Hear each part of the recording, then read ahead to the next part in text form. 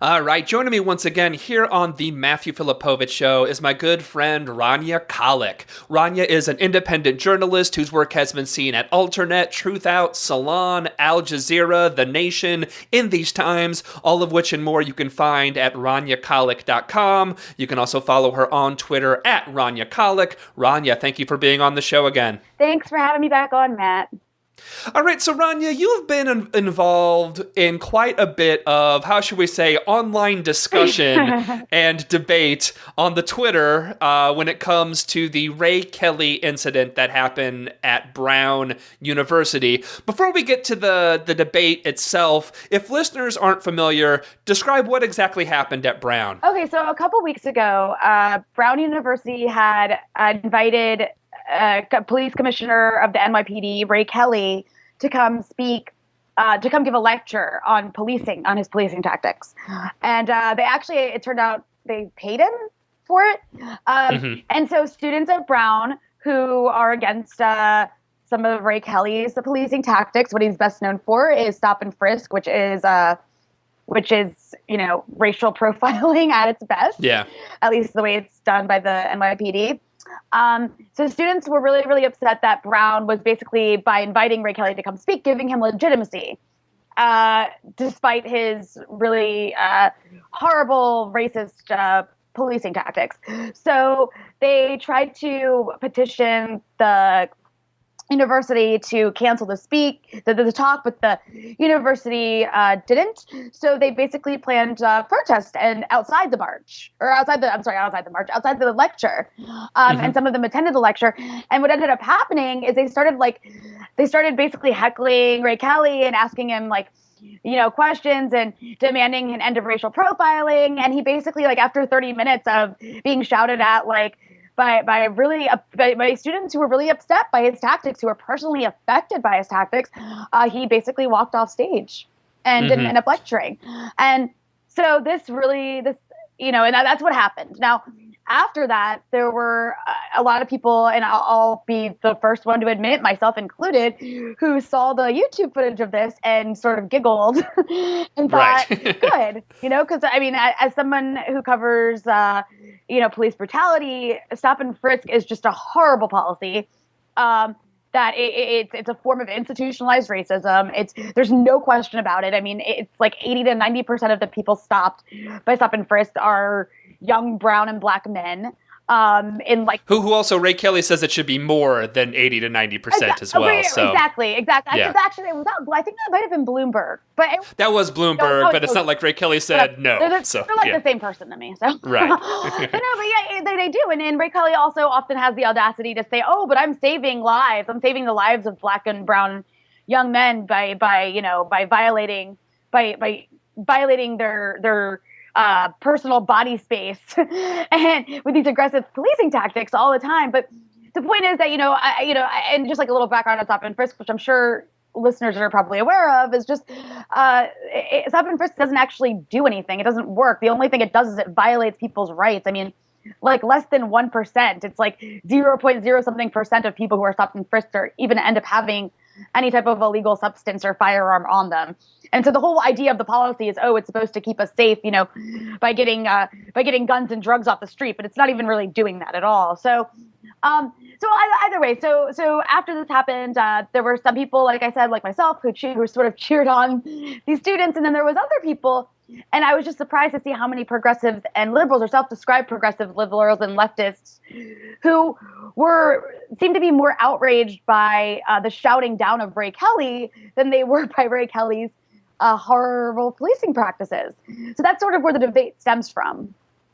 Right, and then the debate kind of, it went on Twitter. Eventually, you were invited to write you had 4 different people on The Nation to kind of have a debate on the topic. So I'll say right off the bat, when it comes, I'm on the side of the protesters for the most part, but I think there are some valid points kind of on both sides in some ways. But in this discussion, I'm going to kind of play advocate just to kind of spur the discussion on, because I think it is an interesting topic, and it's also, I think it's kind of an interesting way the left operates sometimes, is how this stuff actually works.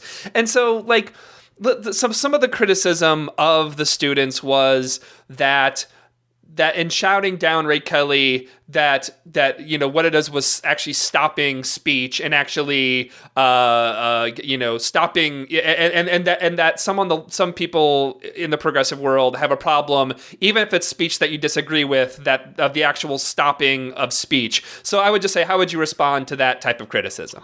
So the idea that free speech somehow means that people in positions of power or who represent state or corporate power have an unimpeded right to speak to have an unimpeded right to a platform wherever and whenever they want without being interrupted by those who are, by people in the audience. That's not how free speech works. It's not as though state police officers, stormed the lecture hall and dragged Ray Kelly off stage. I mean, this isn't, that's not how the First Amendment guarantees a right to free speech, right? The government can't impede on that right. But at the same time, that doesn't mean Ray Kelly gets to talk wherever he wants, whenever he wants, without having to listen to criticism. And right. That's the thing here, is that when it comes to these students, is everybody wants to talk about Ray Kelly's right to free speech, right? Well, what about these students' right to free speech? As protesters, they have a right to assemble, they have a right to free speech, they have a right to air their opinions. I also would argue that Ray Kelly, as a person in a position of power, has a platform basically whenever he wants. It's not as though because these students shouted him down, the masses will never be able to hear what Ray Kelly thinks. I mean, right. Ray Kelly can go on any media outlet whenever he wants to talk about, how wonderful his policing tactics are. And he does it all the time.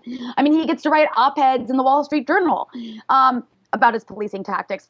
Whereas, he gets to go on Meet the Press, on the Sunday talk shows, on cable news. He has a platform whenever he wants. Exactly my point. And so you look at that, right? And then you look at the students and the people that suffer because of Ray Kelly's racist and I would say tyrannical policies. If you're a person of color living in New York City, you do not live under the same rules of freedom, if you will, that white New Yorkers live under. You live under a pretty brutal regime in the NYPD, depending on where you live in New York City and the color of your skin.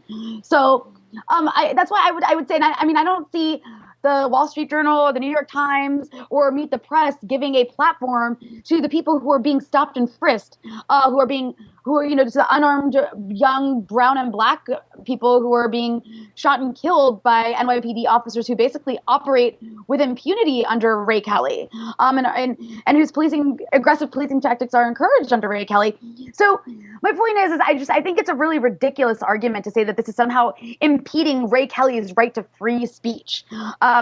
It's just funny to me because until police officers, until it's the NYPD dragging Ray Kelly out and saying you can't talk and muzzling him. I mean, that's how you would impede free speech, is if the state were to be saying Ray Kelly can't talk. These are right. These are students who also have a right to free speech who are saying, no, your policing tactics are outrageous. They're offensive. They're insulting. They're racist. They're fascist. And, they violate my rights as a human being.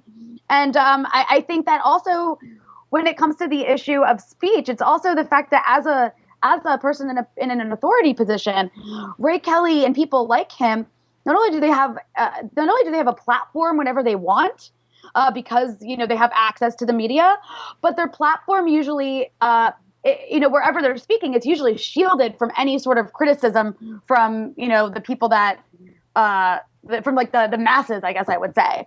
So it's almost refreshing to see Ray Kelly have to face people that he generally doesn't have to face, who are angry with him.